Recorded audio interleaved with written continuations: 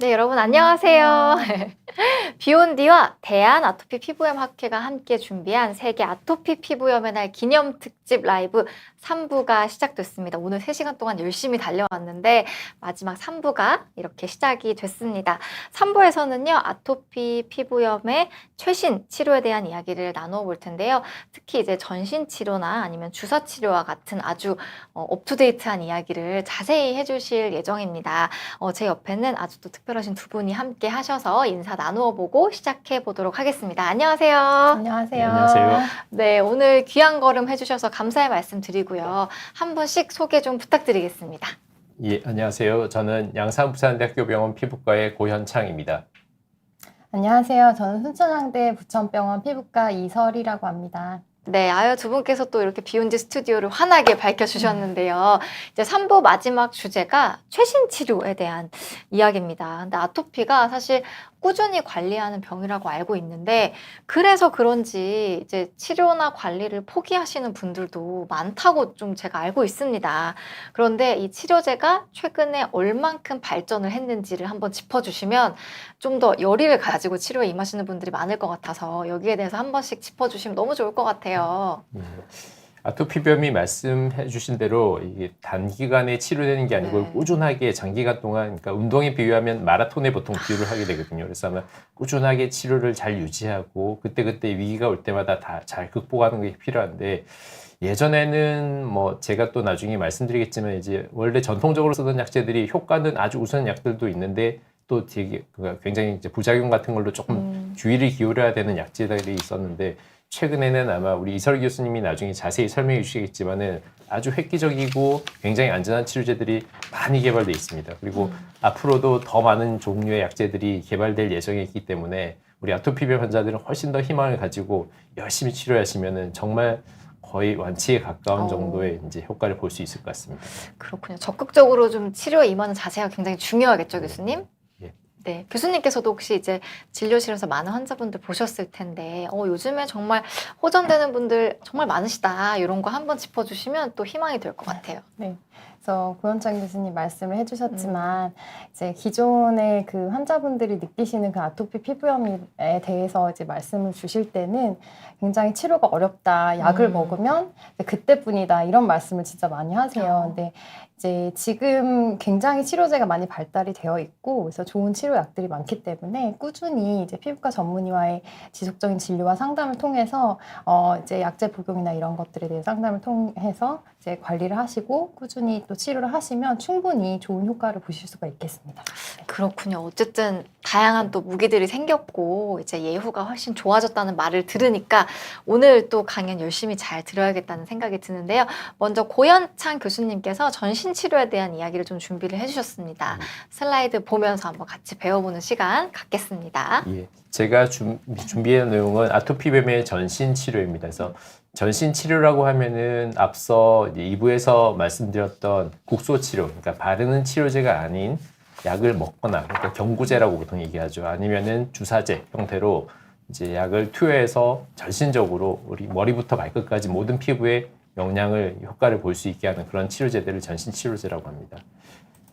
그래서 이 슬라이드는 앞서 2부에서도 보셨을 것 같은데, 아토피비염이 환자분들에 따라서 또 같은 환자를 하더라도 시기에 따라서 굉장히 가벼운 시기가 있을 수도 있고 또 위기 상황이 와서 증상이 심해질 수도 있습니다. 그래서 아마 이렇게 증상에 따라서 어느 정도 심한가에 따라서 치료 방법들이 조금 나뉘게 될 수가 있는데, 그래서 가벼운 경우, 그러니까 국소적으로 일부에만 피부에 염증이 나타나거나 아주 가벼워서 그냥 조금만 치료해보면 줄어들 수 있는 것들을 보통 경증 단계라고 얘기하고, 그 중에서 바르는 부위에, 그러니까 바르는 약제로 치료를 했는데도 더 이상 호전이 없이 계속 가려워지거나 점점 두꺼워지거나 긁어서 피가 날 정도로 이렇게 병변이 넓어지면 보통 중등증의 단계로 접어들었다고 생각할 수 있는데, 그거보다도 병변의 범위가 넓어지고 정말 먹는 약을 어느 정도 먹고 있는데도 증상이 개선이 없으면 보통 중증의 단계라고 보통 생각할 수 있습니다. 그래서 아마 모든 단계에서 기본적으로 보습제를 바르거나 적절한 목욕이나 씻거나 이런 세정을 하거나 이런 것들은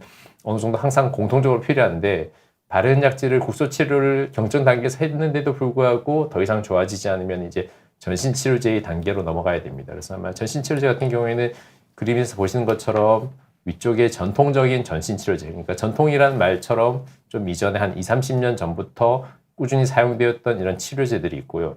아래쪽에는 최근에 이제 한 7, 8년 전부터 국내에 도입되었던 새로운 신약들, 그러니까 생물학제제 그리고 제거제제라는 이런 약제들이 있습니다. 그래서 제가 오늘 먼저 말씀드릴 내용은 그 중에서 전통적인 전신치료제에 대해서 먼저 말씀을 드리고자 합니다.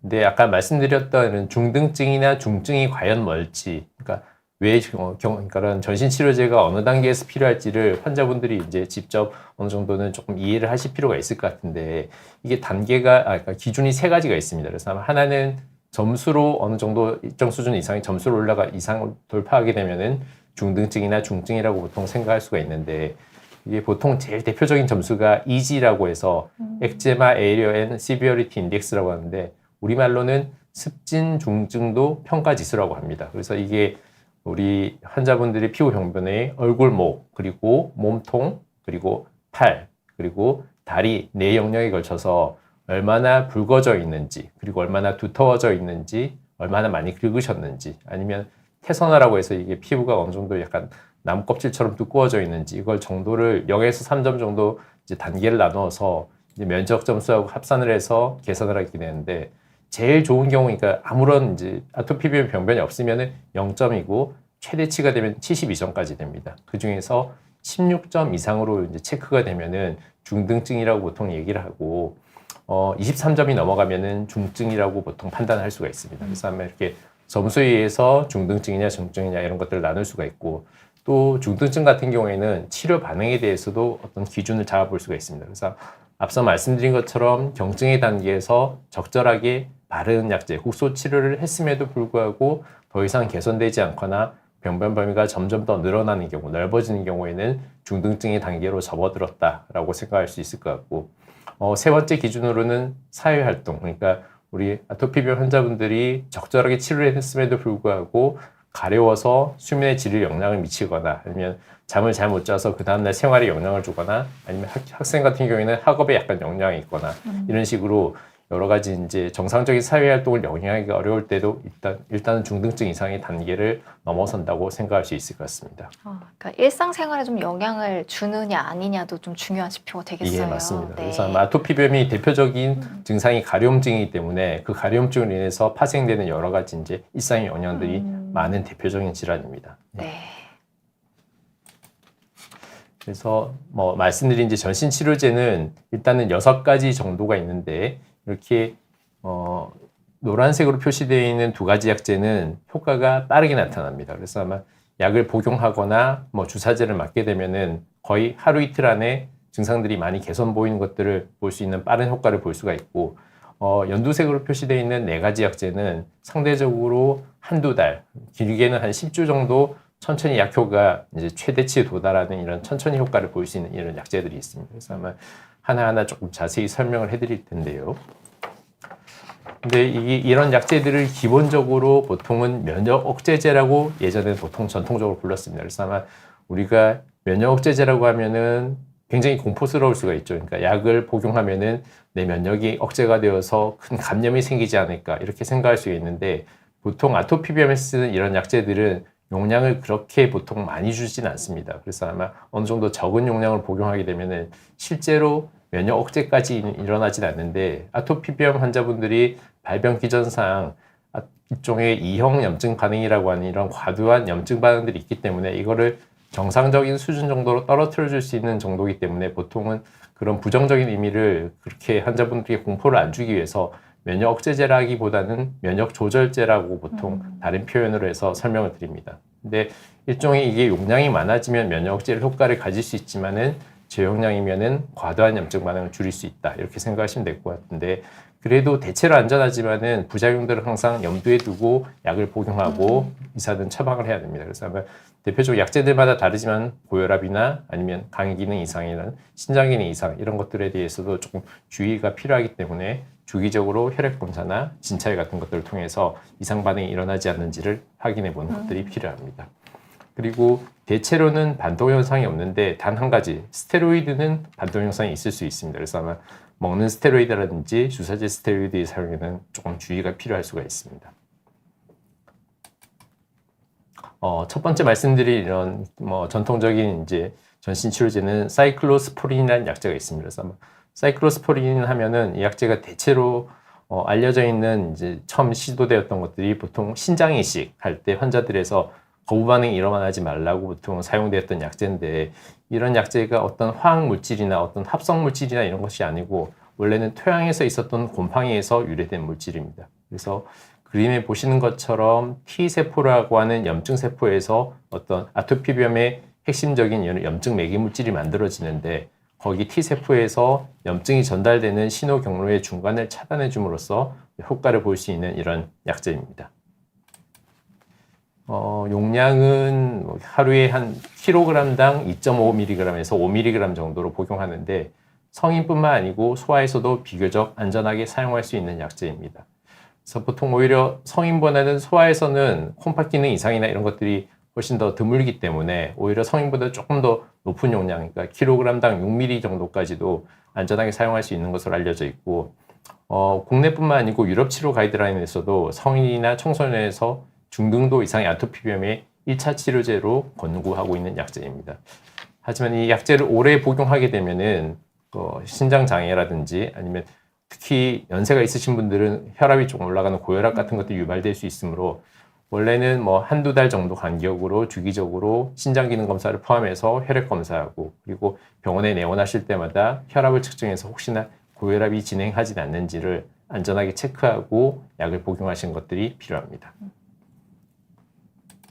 다음으로는 메톡트렉세이트가 있습니다. 그래서 메톡트렉세이트라고 하는 약제는 보통은 엽산기량제라고 하는 약제인데, 일종의 림프구라고 하는 세포에서 DNA나 RNA 같은 것들이 합성되는 것을 막아줌으로 인해서 염증 반응을 줄여준 역할을 하는데, 보통 이 약제는 류마티스 관절염에서 많이 쓰던 약제입니다. 그리고 피부과에서는 건선이라는 또 다른 염증성 피부 질환에서 많이 사용하는 약제인데, 보통 이 약제는 주당 7.5mg에서 25mg 정도 용량으로 보통 복용하면서 치료를 하는 약제고, 성인뿐만 아니고 소아에서도 물론 복용 가능한 약제입니다. 근데 앞서 말씀드린 것처럼 메톡트렉세이트는 사이클로스포린보다는 효과가 천천히 나타나고 평균 한 2달 반, 10주 정도 있으면 거의 최대 효과에 도달할 수가 있습니다. 그리고 메톡트렉세이트도 조금 사용하다 보면 주의점이 필요한데, 장기간 복용하면은 복용해서 이제 보통 1, 2년, 2, 3년 이상 이제 계속 지속적으로 복용하게 되면은 점차적으로 누적 용량이 증가해서 간 섬유화 등이 이제 간이 딱딱해지는 이런 것들이 부작용들이 혹시나 나타날 수 있으므로 주기적으로 체크를 해보는 것들이 필요할 수가 있습니다. 또 다른 약제제로는 아자티오프린과 마이코페놀레이트 모페틸이라고 하는 약제가 있는데, 이거는 역시 염증 T세포에서 DNA 합성을 억제함으로써 염증 매개 물질들이 생성을 줄여주는 약제입니다.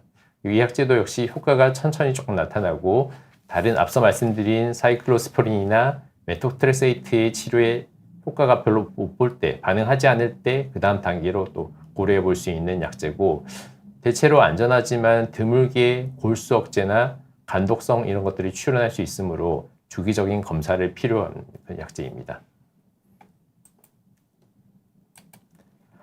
다음으로는 알리트레티노인이라고 하는 약제가 있는데, 알리트레티노인은 일종의 먹는 비타민 A 유도체라고 하는 약제입니다. 근데 이 약제는 보통은 손습진에 많이 사용하는 약제고, 아토피 피부염 있는 환자분들이 성인이 되면은 손습진을 같이 많이 동반하게 됩니다. 그래서 아마 특히 손습진을 동반하고 있는 아토피 피부염 환자에서는 비교적 조금 도움이 될 수 있는 이런 약제인데, 이 약제도 조금 조심해야 될 점이, 약을 복용하면은 처음에 두통 같은 것들이 조금 생길 수가 있고, 대표적으로 비타민 A 유도체가 태아 기형을 유발할 수 있으므로 임신부나 아니면 임신 가능성이 있는 분들은 꼭 피임을 하면서 약을 복용하는 것들이 필요하고, 임신하기 한 달, 그러니까 임신 계획을 가지고 한 달 전부터, 그리고 출산 후 한 달까지는 약제 복용을 중단하는 것이 필요합니다.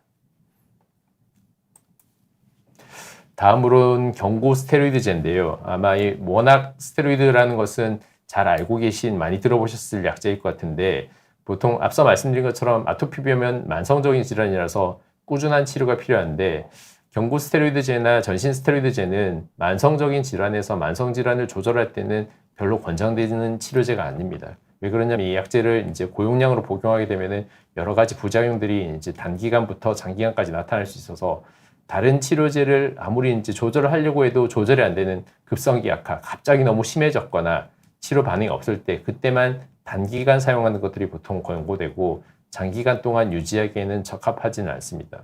그리고 앞서 말씀드린 대로 스테로이드제는 투여 증단을 하게 되면 다시 심해지는 리바운드 현상이 나타날 수 있으므로 약을 줄여나갈 때도 갑자기 줄이는 게 아니고 서서히 용량을 줄여가면서 그리고 또 앞서 말씀드린 다른 면역 조절제로의 병행을 하면서 다른 치료의 변경이 필요할 수 있는 약제입니다.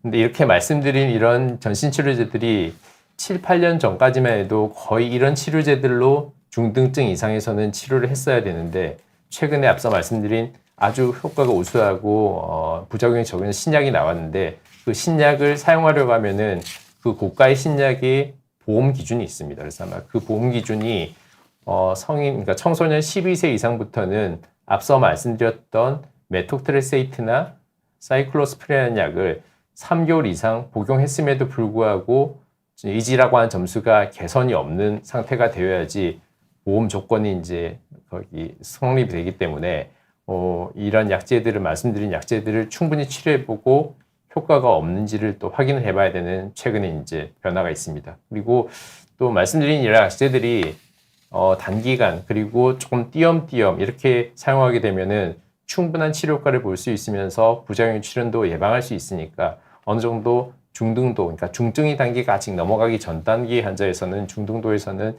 말씀드린 약제로도 충분히 좋은 효과를 거둘 수 있는 그런 또 좋은 장점이 있을 것 같습니다. 네. 예.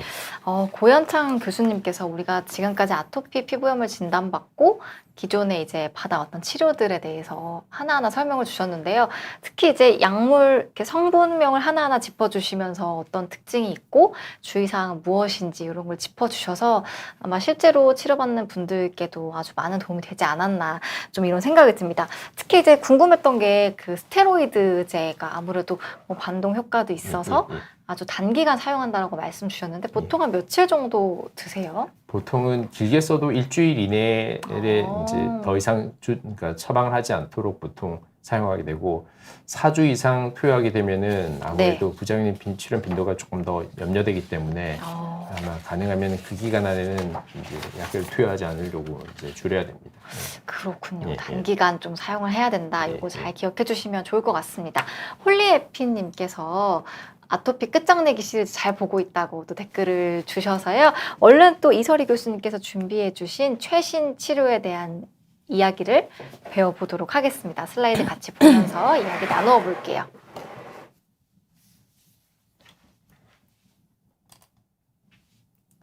안녕하세요. 이제 저는 이제 최신 치료에 대해서 이제 말씀을 드리도록 하겠습니다.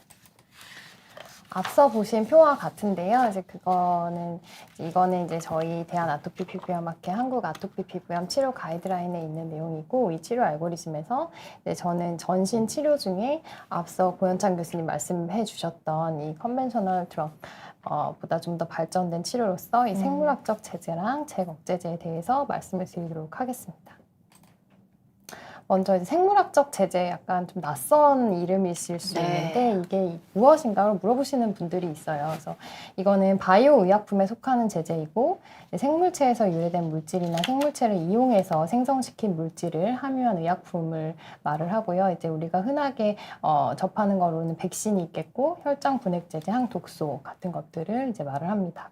이러한 생물학적 제재는 아토피 피부염에 이제 굉장히 복잡한 면역학적 병인이 있는데 그 중에서 이제 일부 가장 중요한 그리고 특징적인 이런 면역적 병인을 표적으로 하는 맞춤 치료를 목표로 하고 그리고 생체 내 특정 표적에 대한 높은 특이성을 가지고 있기 때문에 부작용이 적으면서 복잡한 질병 메커니즘에 대해서 좀 정교한 치료적인 접근을 가능하게 한다는 그런 특성이 있습니다. 잭억제제는 그러면 이제 무엇일까요? 이거는 이제 면역과 염증을 조절하는 효소인 이 잭을 억제하는 약물입니다. 근데 이 잭은 이제 다양한 이런 제제는 이제 다양한 자가 면역 질환의 치료에 사용되는 약제인데 굉장히 다양한 이제 그 아이소폼이 있고 잭1, 2, 3 그리고 타이로신 카이네이즈와 같은 그런 제제들이 있습니다. 그래서 여러 염증 신호 전달 물질은 이런 사이토카인의 소 단위에 붙어서 작용을 하게 됩니다. 아토피 피부염의 효능을 보이는 그런 제제들로는 잭1과 2를 억제하는 바리시티닙하고 선택적으로 잭1을 억제하는 아브로시티닙과 우파다시티닙이 있겠습니다. 그러면 이제 생물학적 제제와 그 잭 억제제가 과연 얼마나 효과적인가 궁금해 하실 것 같은데요. 약간 복잡해 보일 수 있는 이제 표를 좀 하나 가지고 왔습니다. 이거는 이제 네트워크 메타 아날라이시스라는 이런 방법으로 지금 현존하는 이런 생물학적 제제와 잭 억제제의 치료 효능과 안정성에 대해서 비교를 한 표입니다.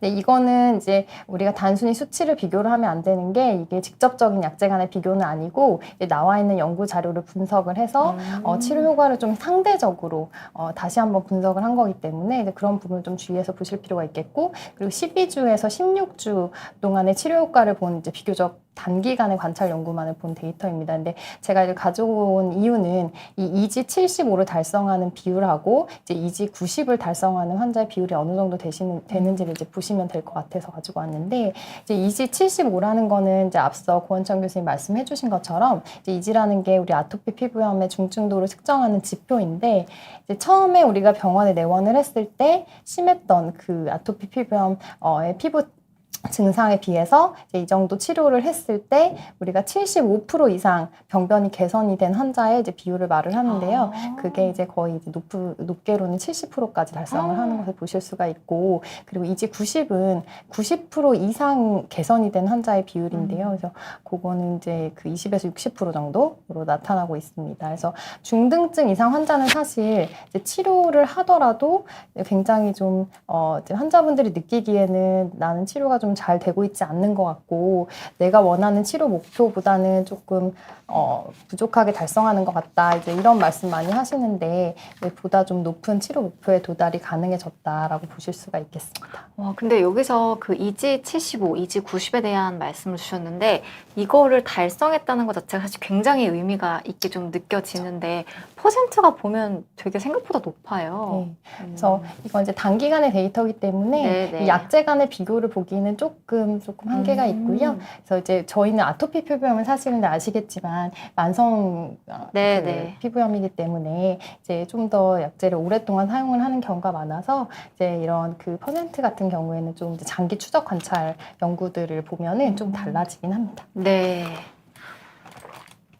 그래서 이제 생물학적 제제랑 그러면은 잭 억제제는 어떠한 차이점이 있는지 굉장히 궁금해 하시는데요. 일단 생물학적 제제는 주사제입니다. 기본적으로 주사제고 네. 이제 장기 안정성 데이터가 확보가 되어 있고, 그리고 주기적인 혈액 검사가 불필요하다는 이제 장점이 있습니다. 하지만 효과 발현에 있어서는 조금 다소 시간이 걸리고 상대적으로 좀 비용이 좀 많이 든다는 것이 단점일 수가 있겠고요. 흔한 부작용으로는 결막염, 안면 홍반 등이 있겠습니다. 이제 반면에 잭 억제제는 경구제라는 굉장히 좋은 장점이 있고요. 이제 대부분 2, 3일 내에 굉장히 빠른 효과를 보입니다. 그리고 하루에 한 번만 복용하면 되기 때문에 굉장히 편리하죠. 그리고 이제 증상이 좀 좋아지면 용량을 좀 조절을 할 수가 있습니다. 뭐 투여 간격도 좀 조절할 수가 있겠고 해서 조금 유연하다고 볼 수가 있겠고요. 그리고 가려움증 개선에 있어서도 굉장히 효과적이라고 할 수가 있겠습니다. 그래서 이런 장점이 있는 반면에 혈액학적 이상에 대한 주기적인 모니터링이 이제 필요하고, 그리고 흔한 부작용으로는 단순 포진과 같은 이제 감염 질환 혹은 여드름량 발진, 혈액학적 이상 이런 것들이 간혹 생기는 경우들이 있겠습니다.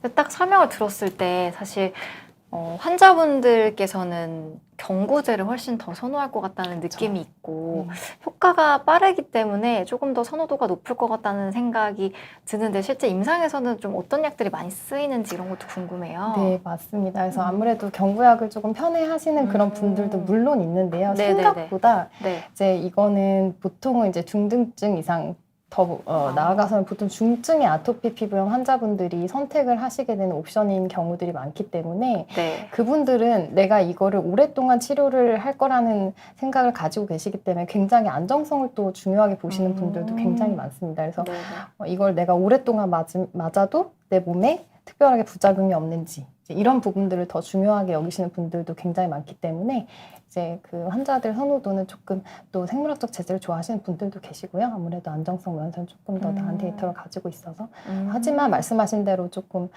그 경구제를 선호하시는 분들도 있습니다. 그렇고 주사제가 먼저 나왔죠, 교수님? 네네, 먼저 나왔습니다. 그렇기 때문에 조금 뭐 안정성적인 측면에서 조금 더 데이터가 많다. 그렇죠. 이런 설명을 또 주셨습니다. 또 계속해서 설명을 부탁드릴게요. 그래서 이거는 이제 국내 아토피 피부염에 허가된 생물학적 제재랑 잭억제제를 이제 나타낸 표인데요. 생물학적 제재와 같은 경우에는 두피젠트, 이제 아트랄자, 앱글리스가 있는데 앱글리스는 아주 최근에 승인을 받았고 아직 시판이 되지는 않았고 이제 곧 시판될 네, 예정에 네. 있습니다. 그래서 우리 환자들이 많이 사용하고 있는 제제는 이 두피젠트랑 아트랄자라고 할 수가 있겠는데요. 두피젠트와 같은 경우에는 인터루킨 후와 썰틴이라는 이제 아토피 피부염에서 굉장히 중요한 키 사이토카인이죠. 그래서 요거를 억제하는 그런 제제이고 투여 방법은 이제 2주에 한 번 피하 주사로 주사를 맞습니다. 그리고 이제 최근에는 6개월 이상 되는 굉장히 어린 영유아에서도 투여가 가능한 걸로 이제 허가가 나 있고요. 그래서 아트랄자는 그보다 더 다음에 나온 약제이고 인터루킨 13과 같은 그런 그 신호 전달 물질을 억제를 하고 있습니다. 그리고 잭 억제제와 같은 경우에는 림버크, 시빙코, 올루미언트라는 약제가 있는데 이제 앞서 말씀드린 것처럼 그 잭에 이제 다양한 아이소폼이 있는데 그 중에서 잭1을 억제하는 제제는 림버크랑 시빙코, 그리고 잭1,2를 억제하는 제제는 이제 올루미언트가 되겠습니다. 그래서 최근에 올루미언트는 또 2세 이상에서 그 적응증을 받았습니다. 그래서 이제 점점 이러한 그 제제들이 많은 환자들한테서 사용될 수 있게 점점 확장이 되고 있는 것 같습니다. 근데 궁금한 게 또 그 보면은 작용 기전이 조금씩 다르잖아요. 네. 근데 잭 1, 2를 둘 다 억제하면 좀 더 효과가 좋을 것 같다는 이런 생각도 드는데 네. 좀 어떤가요? 이게 이제 잭이라는 그 물질이 네, 앞서 네. 보셨던 그 표가 기억이 나실지 모르겠는데 네, 네. 그 그림에서 보시면 그 굉장히 다양한 그 신호 전달 물질을 억제하는 데 작용을 하는데요. 네네. 이게 그 모두 다 이제 억제를 하는 그 붙어 있는 그 사이토카인에 붙어 있는 그 소분자 물질이 다 달라서 아토피 피부염에 그 작용을 하는 그런 신호 전달 물질을 작용하는 그런 부분에 붙어 있는 그 물질들이 잭1과 잭2도 있는데 이제 잭2와 같은 경우에는 조금 더 이제 에오시노필이라고 해서 우리가 호상구 쪽에 이제 관여하는 그런 인터루킨 5를 억제하는 데 조금 작용을 해서 이제 아토피 피부염에서 이제 메인 중점이 되는 그런 사이토카인 신호 전달 물질은 인터루킨 4와 13이기 때문에 그런 부분에서는 이 잭1이 가장 중요하다고 볼 수 있어서요. 이제 세 가지 약제가 좀 더 효능을 보이고 이게 말씀하신 대로 그 두 가지를 모두 억제하면 조금 더 효과가 있을 거라고 생각하실 수 있지만 또 이제 그 작용 기전들이 다르고 어피니티가 다르고 붙어 있는 그런 게 다르기 때문에 이제 조금 다른 효과를 나타냅니다. 그렇군요. 네, 또 계속해서 설명 부탁드리겠습니다. 그래서 환자분들이 또 되게 궁금해하세요. 비용이 어떻게 되는지. 얼마인지. 네. 그래서 이제 그런 부분을 사실 이제 조금 차이가 있을 수는 있는데요. 이거는 본인들 이제 환자분들이 다 100% 부담을 한다는 기준에서 이제 보면 생물학적 제재는 한 달에 한 90만 원에서 140만 원 정도가 되겠고 잭 억제제와 같은 경우는 한 달에 60에서 70만 원 정도 되는 이제 비용을 부담을 하셔야 되는 그런 부분이 있어서 굉장히 이제 치료에 좀 장벽이 되는 경우들이 많습니다. 그렇군요. 사실 이게 한 달로 따지면 굉장히 좀 부담이 될 수 있을 것 같은데 네, 한 몇 달 정도, 어느 정도 동안 치료를 받아야 되는지 이런 것도 궁금합니다. 네, 그 부분은 이제 네. 아직까지도 저희도 네네. 연구를 해나가야 되는 이제 그런 네. 입장에 있고요. 네네. 생물학적 제재나 이제 잭 억제제 같은 경우에는 아직까지는 이제 몇 년을 더 투여하면 완치가 된다. 이제 아직까지 그런 건 없지만 이제 고현창 교수님 말씀 주신 대로 이게 안정성 면에서 기존의 제재보다는 우수하다는 그런 부분이 확실히 조금 이득이 되는 면인 것 같습니다. 그렇군요. 네. 그래서 이제 앞서 보셨던 것처럼 그래서 이제 비용이 굉장히 비싸기 때문에 또 중증 아토피 피부염에 내가 해당하는지를 또 궁금해하십니다. 왜냐하면 이제 중증 아토피 피부염 환자에서 일부는 이 산정 특례 등록 기준에 해당하는 환자분들 같은 경우에는 약제비를 많이 경감받으실 수가 있기 때문에 또 그렇습니다. 그래서 이제 앞서 교수님 말씀해주셨던 것처럼 우리 중증 아토피 피부염은 사실은 이제 굉장히 나라마다 또 그 해당하는 그런 기준들이 좀 다르기도 하고 그렇긴 하거든요. 그래서 이제 이지 아까 말씀하셨던 것처럼 이 이지라는 그 점수가 23점. 혹은 사실은 그보다 이제 못 미치긴 하지만 가려움증이 좀 심하거나 많이 심하거나 그리고 삶의 질의 수치가 굉장히 안 좋거나 하는 그런 환자들도 우리가 중증 아토피 피부염이라고 부를 수 있겠습니다. 이거는 이제 저희 학회 가이드라인에 따른 내용이고요. 그렇지만 사실은 산정특례 등록 기준에서는 이제 비교적 조금 그래도 좀 객관적인 지표다 할 수 있는 이지를 가장 중요하게 얘기를 하고 있고 사실은 그래서 이지 성인이랑 이제 만 12세 이상의 청소년에서는 이지 23점 이상이 일단 기본적으로 돼야지만 이제 그 산정 특례를 받을 수 있는 후보군이 된다고 할 수가 있겠고 소아 같은 경우에는 이지 21점 이상이 되겠습니다. 하지만 이렇게 다양한 복잡한 기준들을 모두 만족을 해야 하고요. 그리고 이거는 지금 현재 보건복지부 고시사항이고 이건 변동이 될 수가 있겠습니다. 이게 기준에 선정이 부합을 하면 그 부담하는 게 10%인가요? 네, 그렇게 됩니다. 그렇군요. 네. 근데 되게 진단을 하거나 치료를 하거나 뭐 어떤 이런 산정 특로에 등록이 되거나 할 때 이지라는 게 굉장히 중요하게 작용을 하는 것 같습니다. 네, 또 계속해서. 그래서 이제 환자분들이 제일 궁금해 하십니다. 이제 생물학적 제재랑 잭억제제 중에서 이제 어떤 것들을 선택하는 것이 그러면 더 좋을까요? 하는 건데 이제 단순하게 우리 중증도만 고려해서 선택을 하는 그런 거는 조금 이제 시대가 지난 것 같고 이제 환자분들도 많은 정보를 가지고 오시기 때문에 또 환자분들과의 충분한 그런 상담을 통해서 결정을 해야 하는데요. 환자분들의 임상적인 특징이 또 다릅니다. 어떤 분은 가려움증이 유난히 심하신 분들도 있고 또 어떤 분은 이제 병변인 자체 전체적으로는 심하지 않지만 뭐 보이는 곳, 얼굴이라든지 손 뭐 이런 부분이 좀 심하게 나타나신 분도 있고 동반 질환이 모두 다 다릅니다. 그래서 그런 것들도 고려를 해야 되고 환자가 우선시하는 치료 목표에 따라서도 또 이제 조금 그 치료 선택이 달라질 수가 있고 비용 같은 것도 고려해야 되죠. 그래서 이런 충분한 상담을 통해서 결정을 하는 것이 바람직하다고 할 수가 있겠는데요. 이제 저희 경험상 이제 간단하게 좀 정리를 해보면 나는 약제의 안정성이 최선이다 하면 생물학적 제재를 조금 더 선택을 하게 되는 것 같고 그리고 천식이나 천식과 같은 그런 알레르기 연관 질환 등이 이제 동반을 하고 계신다면 좀 더 생물학적 제재를 선호를 하시는 것 같고 그리고 고령이나 이제 기타 동반 질환들이 조금 많은 경우에는 아무래도 안정성이 생물학적 제재가 조금 더 데이터가 많기 때문에 생물학적 제재를 선택하는 경우들이 많은 것 같고요. 그리고 잭억제제를 반면에 이제 선택을 하는 경우는 이제 빠른 효과를 원한다. 그리고 이제 심한 가려움증이 있다. 이런 경우에 좀 더 도움이 될 수가 있겠고 목과 얼굴, 손등의 병변이 좀 심하게 있는 경우에도 조금 더 우선적으로 선택이 될 수가 있겠습니다.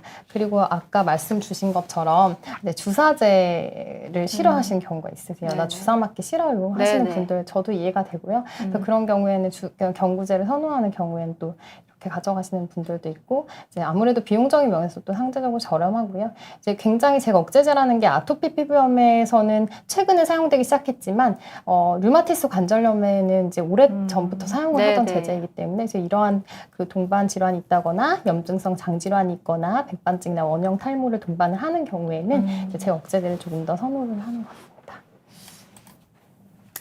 그래서 이제 그 앞서 또 짚어주신 것처럼 저희 이제 아토피 피부염의 치료제는 지속적으로 발전을 하고 있고요. 이제는 어떤 환자 맞춤에 그리고 치료 가능한 질환으로 나아가고 있기 때문에 환자분들 치료 절대 포기하지 마시고 피부과 전문의와의 꾸준한 상담을 통해서 지속적인 관리 및 치료를 하는 것을 권장드립니다. 네, 이설희 교수님께서 최신 치료에 대한 내용을 정말 자세히 설명을 주셨습니다. 아까 그 표에서 뭐 언제 허가를 받았고 이런 부분을 잘 보셨는지 모르겠는데 이게 굉장히 짧은 몇 년 안에 굉장히 많은 약들이 허가가 되고 이런 일들이 좀 일어난 것 같아요. 그래서 앞으로도 더 많은 약들이 나오리라 이런 기대가 좀 되기도 하고 어쨌든 많은 무기가 생긴 만큼 그만큼 최선의 치료를 잘 찾아서 받으시면 훨씬 더 좋은 예후가 있을 것 같아서 오늘 정말 희망적인 이야기를 잘 들어본 것 같다는 생각이 듭니다. 궁금하신 점 질문으로 많이 주셔서 남은 시간 동안 질문 받으면서 이야기 이어가 보면 좋을 것 같습니다. 호랑나비님께서 질문을 주셨는데요. 제 따님이 10살이고 이제 아토피 피부염으로 오랜 기간 고생을 했는데 스테로이드나 면역 억제제로는 큰 효과를 못 봤습니다. 이제 나이가 좀 어리다 보니까 좀 더 고민이 되는 부분이 있으실 것 같은데 혹시 말씀 주신 뭐 어떤 최신 치료나 주사 치료 이런 것들이 좀 적용이 될 수 있을지 이런 것도 답변 주시면 좋을 것 같아요. 예, 만 10세 지금 현재라고 하면은 이제 치료할 수 있는 방법이니까 아까 지금 기존 해왔던 스테로이드제나 면역제제에서 만약에 한계가 있거나 더 이상의 효과를 볼 수가 없으면은 그 다음 단계로 이제 이설희 교수님께서 말씀해 주셨던 그런 생물학 제제나 제거제제를 써볼 수가 있는데 10세 같은 기준에서는 지금 현재 승인되어 있는 것이 주사제는 듀피젠트가 있고 그리고 제거제제 경구제는 올루미언트라는 약제가 그 나이 때 적용 가능한 약제입니다. 그래서 아마 그 피부과 병원을 방문하셔가지고 그다음에 증상을 한번 체크를 해보시고 어느 정도인지를 평가한 다음에 만약에 기준이 된다고 하면은 새로운 이제 효과적인 치료제로 충분한 도움을 받을 수 있을 것 같습니다. 네. 네. 또 따뜻한 초코라떼님 질문 한번 받아보겠습니다. 누구나 생물학적 제제를 사용할 수 있는 건가요? 아마, 그러니까 아까 그 뭐 진단 기준들을 말씀 주셨긴 했지만, 사실 뭐 점수상으로는 적용이 안 되는데 너무너무 불편해서 한번 새로운 어떤 치료를 받아보고 싶다. 이렇게 이야기하시는 분들이 좀 계실 것 같아요. 혹시 그럴 때 어떻게 좀 치료를 하게 되는지 이런 것도 궁금해요. 누구나 생물학적 제제를 사용할 수 있냐, 이제 이런 부분에 있어서는 저희 이제 치료 가이드라인 상에서는 저희 그 아토피 피부염 중증도에서 중등증 이상의 환자에서 권고가 되고 있습니다. 그래서 그거는 대부분 이제 모든 세계적인 가이드라인이 거의 비등하게 가고요. 그래서 이제 누구나라고 하시긴 하셨는데 이제 보통은 이제 그 중등증 이하, 그러니까 뭐 마일드 투, 그러니까 심하지 않은 그런 환자들에서는 생물학적 제제를 굳이 사용하지 않으셔도 조절이 가능하기 때문에 특히 이제 부작용에 대한 우려도 좀 있으신 것 같은데 이제 그런 부분에 있어서도 이제 심하지 않으시면은 이제 앞서 말씀해 주셨던 그런 교수님들 말씀해 주셨던 그런 보조적인 치료 방법 그리고 국소 제제 그리고 로 이제 조절이 충분히 가능하기 때문에 먼저 그거를 해보시기를 먼저 권하고요. 부작용 같은 경우에는 사실은 아직까지는 저희가 장기 데이터라고 했을 때 막 몇십 년, 뭐 몇백 년의 데이터가 있는 게 아니기 때문에 부작용이 새롭게 나타날지 이런 부분에 대해서는 저희도 아직은 다 모르긴 하지만 지금까지의 경험상은 이제 비교적 안전하게 사용을 할 수 있는 걸로 되어 있습니다. 그렇군요. 네. 그리고 HY님께서 안녕하세요. 저는 장기간 아토피 치료를 받고 있습니다. 증상이 나아졌다가 또 아주 나빠지기도 하는데 이런 분들 사실 굉장히 많으실 것 같아요.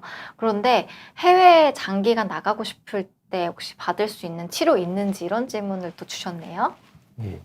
아토피 비염 아무래도 좀 젊은 연령대 많이 생기거든요. 그러니까 한참 이제 공부할 때 이제 해외 유학을 가야 된다든지 이렇게 좀 외국을 한국에 있는 병원을 방문하기가 힘든 그런 경우들이 왕왕 있습니다. 근데 뭐 국소제 같은 경우에는 바르는 약제 같은 경우에는 언제든지 본인이 유효기간 안에만 잘 보관하고 있으면은 그 나빠졌던 부분에 바를 수가 있으니까 충분히 긴 기간 동안 이용할 수 있을 것 같은데 경구제 먹는 약이라든지 아니면 주사제 같은 경우에는 그런 보관하는 것이 굉장히 약간 조심스러울 수가 있고 유효기간에 벗어나게 되면은 또 혹시나 모를 부작용이나 이런 것도 조금 염려가 될 수 있는데요.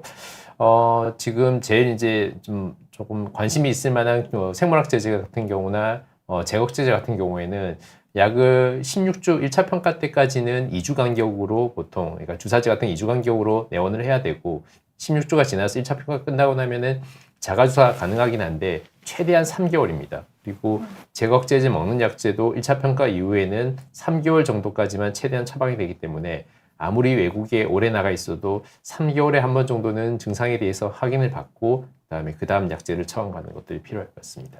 네. 그리고 흰둥이와 푸드리님 질문 주셨네요. 현재 경구약 사용 중인데 주사제가 효과가 더 좋나요? 전환해야 하는 기준이 궁금합니다. 어떤 상황에서 주사제를 추천하시는지요? 이런 질문 주셨는데 덧붙여서 혹시 뭐 이렇게 환자별로 약을 바꾸시는 경우도 많은지 좀 찾아가는 그런 과정이 좀 얼마나 필요한지 이런 것도 같이 좀 질문 드리겠습니다. 네, 아마 이거는 이제 최신 치료에 대한 내용이신 것 같아요. 네, 네. 이제 현재 경구약을 복용 중이시라고 하셨는데요. 주사제가 더 효과가 좋나요? 라고 얘기하시면 사실 이제 이거를 직접적으로 비교할 수는 없고 환자마다 다릅니다. 그래서 어떤 분들한테는 좀 더 주사제가 효과가 좋은 분이 있고요. 그리고 어떤 분들은 경구약이 좀 더 좋은 효과를 보이는 분들이 있습니다. 그래서 환자분께서 지금 이제 경구약을 사용을 하고 있는데 내가 치료 효과에 만족을 한다, 많이 좋아졌다 하면은 사실은 이제 굳이 바꿀 필요는 없다고 저는 생각합니다. 네, 그리고 그 전환해야 하는 그 기준에 대해서 이제 말씀을 주셨는데요.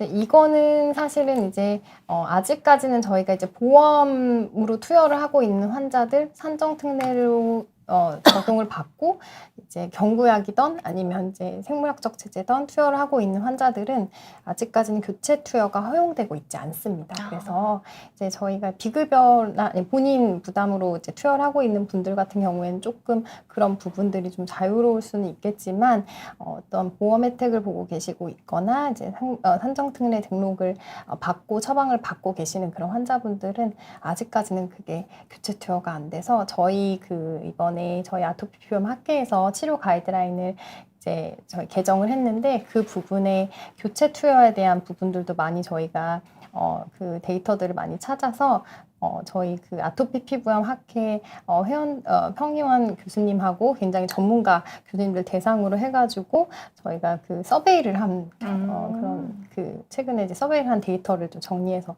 저희가 거기에 실었는데요. 그래서 거기서 보면 많은 전문가 교수님들께서 중등증 이상의 그 아토피 피부염 환자에서 생물학적 제제나 아니면 제억제제를 한 가지 사용을 하고 있을 때 이제 효능과 효과, 불충분한 효과를 보이는 경우에는 조금 다른 제제들로 교체 투여할 수 있다, 이걸 추천한다, 이런 부분에 대해서 이제 96% 정도 되는 전문가 동의율을 저희가 얻은 바가 있습니다. 그래서 그 부분을 소개해드리고 이제 다만 아직까지는 이제 원칙적으로는 불가능하다.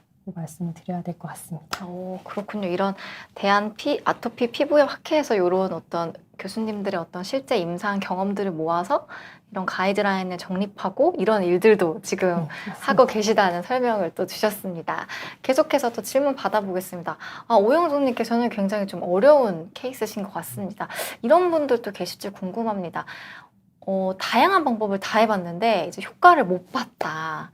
그래서 이제 기존 어떤 치료들을 다시 이제 받고 계신데 너무너무 가려우신가 봐요. 그리고 스테로이드 장기 사용으로 인해서 어떤 또 이제 다른 질환들까지 동반돼서 나타나시는 경우신 것 같은데 좀 의견을 주시면 좋을 것 같습니다. 네. 스테로이드 아까 말씀드린 것처럼 장기적으로 사용하게 되면은 당뇨, 고혈압, 골다공증, 심하면은 대퇴골두 무혈성 괴사 이런 부작용들이 생길 수가 있거든요. 그래서 말씀드린 대로 스테로이드를 장기적으로 사용하는 것은 반드시 피하셨으면 좋을 것 같고, 스테로이드가 아닌 치료제, 이제 전신 치료제 같은 경우에 제가 앞서 말씀드린 사이클로스포린이나 메토트렉세이트가 있는데 그런 약제들을 우선적으로 사용해 보시다가 혹시나 개선이 없으면은 그 아까 말씀드렸던 산정특례의 그 기준에 부합하게 됩니다. 그렇게 돼 산정특례의 기준에 부합해서 중증 아토피 비염의 이제 진단을 어느 정도 받게 되면은 그 다음 이제 약제들을 사용할 때 고가 약제를 사용할 때 훨씬 더 저렴하게 치료할 수 있으니까 이제 다양한 옵션들로 다시 넘어갈 수 있는데 우리 오영도님께서는 생물학 제제를 한번 사용해 보셨는데 효과를 못 보셨다고 이렇게 말씀을 해주셨는데 아마 그러면 현재 최근까지 승인되었던 약제가 생물학 제제가 듀피젠트였을 가능성이 높을 것 같습니다. 근데 아마 지금 현재는 듀피젠트 말고도 아트랄자라든지 향후에 나올 또 에클리스라든지 이런 것들이 약간 그 생물학 제제 중에서도 목표를 그 타겟이라고 하는 그 염증 표적 물질이 조금 다른 표적 물질들을 대상으로 하고 있기 때문에 듀피젠트에서 효과가 조금 떨어졌다 하더라도 또 다른 치료제에서는 효과를 의외로 잘 볼 수가 있습니다. 실제로 임상 연구에서 듀피젠트를 치료를 받다가 조금 효과가 낮았던 분들한테서 그 다음 다른 약제를 썼을 때 효과를 굉장히 많이 또 보시는 그런 분들이 보고들이 있기 때문에 아마 희망을 가지시고 또 병원에 내원하셔가지고 본인께 맞는 그런 생물학 제제나 아니면 아까 말씀드렸던 제국 제제 같은 것들로 아마 시도해 보시는 것도 충분한 도움이 될 것 같습니다. 그렇군요. 네, 또 자세히 교수님께서 답변을 또 주셨습니다. 또 계속해서 질문 받아보겠습니다. 엘리델 크림을 얼굴과 팔에 살 접히는 곳, 목에 바르는데 5년 정도 바르셨다고, 아침 저녁으로 2번 바르시고 다른 알러지 질환들 좀 있으신가 봐요. 혹시 이렇게 바르시는 거 괜찮은지 의견 좀 부탁드릴게요. 그 엘리델 크림은 우리가 토피컬 칼슘유리 이니비터라는 그 카테고리에 속하는 이제 제제인데 상대적으로 안정성 면에 있어서는 스테로이드 외용제보다 훨씬 이제 좋은 안정성을 가지고 있는 것으로 알려져 있고요. 그래서 지금 5년 정도 바르셨다고 하시는데요. 지금 아침 저녁 5년 정도 바른 것까지는 괜찮으신데 이제 아침 저녁으로 2번씩 이제 바르고 계시다고 하십니다. 그래서 이제 2번씩 바르는 게 이제 과거에 어떤 권고된 가이드라인이었다면 최근에 이제 여러 가지 임상 데이터들을 보면은 하루에 1번 그리고 이제 많이 다 좋아졌다 하면 일주일에 2번 정도 우리 예방적으로 악화를 막기 위해서 이렇게 바르는 요법도 사용을 해볼 수가 있습니다. 그래서 그런 거에 대한 데이터도 많기 때문에 이제 그렇게 사용을 한번 해보시면 아무래도 편의성 면에서도 좀 더 좋고 이제 안정성이나 이런 부분은 물론 안전하다고 저희가 말을 하지만 환자분들이 우려가 되시면 이제 조금 그렇게 줄여서 바르시는 것도 저는 좋을 것 같습니다. 네, 오영돈님께서 교수님 답변 감사하다고 이렇게 또 감사의 댓글을 달아주셨습니다. 오늘 이렇게 해서 비욘디와 대한아토피 피부염 학회가 함께 준비한 세계 아토피 피부염의 날 기념 특집 라이브를 3부로 3시간 동안 연속으로 진행을 해봤습니다. 어느덧 3부를 좀 마지막을 끝을 향해 달려가고 있는데 앞선 교수님 두 분께도 이거 제가 공통 질문으로 여쭤봤어요. 많은 아토피 피부염 환자분들을 보시는데 이것만은 내가 좀 강조하고 당부하고 싶다. 이거는 내가 좀 너무너무 아쉽다 하는 거 있으면 한 가지씩 좀 말씀 좀 부탁드릴게요. 예, 아까 앞서도 말씀드렸는데 아토피 비염이 이게 증상 자체가 파도 치듯이 높은 파도, 낮은 파도가 항상 이렇게 왔다 갔다 하는 이런 경과를 보입니다. 근데 잘 좋아지다가도 갑자기 어느 순간 뭐 컨디션이 안 좋아진다든지 아니면 갑자기 뭐 미세먼지가 많다든지 아니면 스트레스를 많이 받는 환경이 있었다든지 그렇게 아니면 감기가 걸렸다든지 이런 식으로 갑자기 확 이제 증상이 악화되게 되면 되게 그동안 했던 것들이 수포로 하고 돌아가는 게 아닐까 해서 실망하실 수가 있는데 꼭 그런 게 아니고 아토피 비염은 언제든지 그런 염증들이 파도 치듯이 왔다 갔다 할 수 있는데 높은 파도가 왔을 때는 그 위기를 이겨내는 것처럼 또 적절한 좋은 방법으로 잘 그 위기를 극복하게 되면은 다시 점점 안정적인 순간으로 가면서 결국에는 그 안정적인 순간이 쭉 이어지게 되면은 거의 증상이 없는 단계까지 유지가 될 수 있기 때문에 희망의 끈을 놓지 말고 계속 증상이 한 번씩 그러니까 악화된다 하더라도 너무 낙담하지 마시고 그러니까 더 좋은 이제 상태가 유지될 수 있음을 생각하시고 꾸준히 잘 유지하시는 게 좋을 것 같습니다. 네.